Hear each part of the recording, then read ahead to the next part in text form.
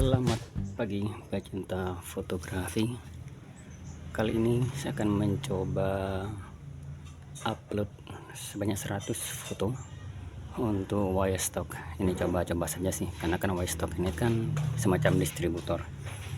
Jadi saya mau ambil 100 foto karena sebulan tuh 100 batasnya.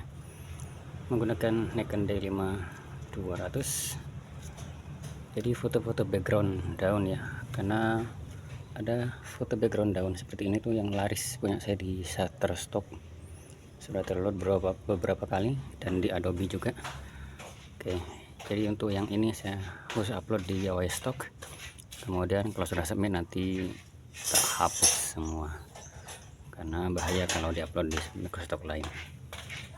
Oke, kita action sambil menikmati suasana pagi di taman ini.